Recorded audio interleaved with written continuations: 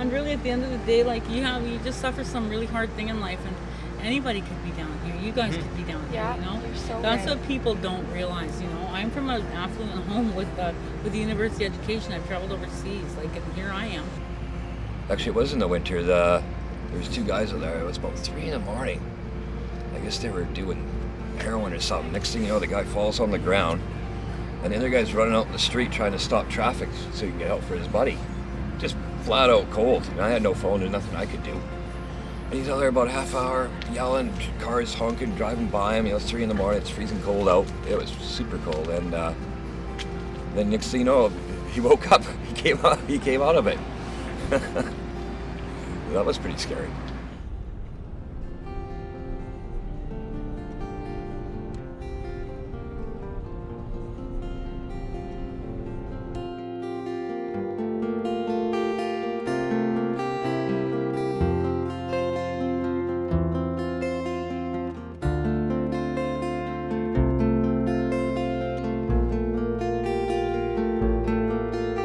Some people you just can't help, you know. You can't tell me what to do. Blah, blah, blah. There's no help for some people. No, I don't really think, Steve, I have to disagree there. I really don't think we want to be homeless. But I just think sometimes we're caught between a rock and a hard place, and we just don't know where to turn, you know. And then we go over here and we have our hands extended to get some help, and we just get treated like crap. So it doesn't really make it that appealing for anybody to try and get help. My buddy eats at that Salvation Army all the time. We're at the soup kitchen there.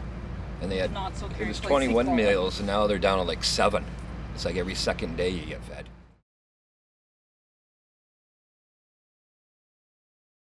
Do you think that the government is funding this issue enough? No, they're more worried about to me, they're more worried about immigrants. You know, they come over, they're all laughing, they got new shoes and clothes. And this is perfect for them, yeah. I consider the situation in the province a crisis, the situation in Metro Vancouver a crisis, and we're just part of the crisis. I mean, when you have so much homelessness across a region, it affects every city. There's no city left unscathed by this. Just like the luck of the draw, man. You have a bad day and you crash sometimes. And this is where you end up. Sadly enough, yeah.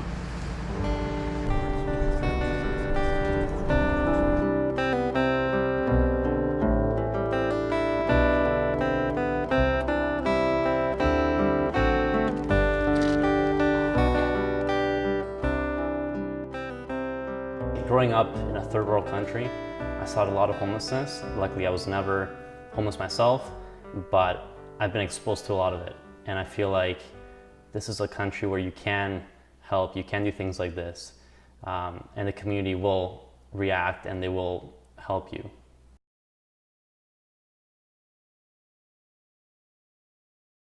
Oh, you gotta watch your back, that's for sure. You never know when they're gonna go loony on you. You know what I mean? Like, all of a sudden they just snap. No, I live in a very crazy building where it's, you don't get much sleep. They're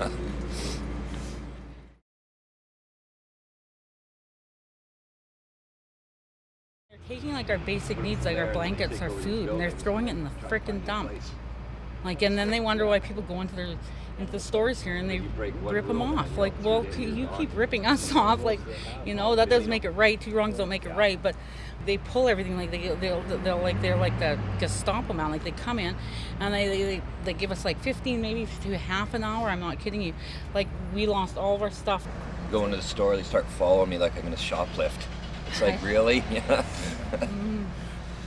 I said, but you don't treat us like decent, and you don't treat us like human beings. It's on the way you're dressed too, you know what I mean? Like, yeah, if you're wearing a hoodie, everyone looks at you like... And a bike. Yeah, or a bike, yeah. Stereotype, man. Right in there. Other people, they don't realize that we have a life, and we've come from somewhere, and a lot of us we're not all like, bottom of the barrel. Like, some of us are actually good human beings. I mean, I'm not saying, if I can't speak for everybody, but, speaking for myself, I'd like to be good rather than bad, you know what I mean?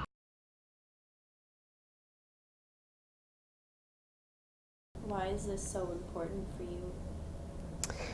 Because I'm Canadian, and I'm also a Canadian historian. So at the end of the day, we have values that we're known for internationally, and if we can't even treat our most vulnerable within our country properly, then I don't know how we pitch ourselves as a peacekeeping force on the international stage.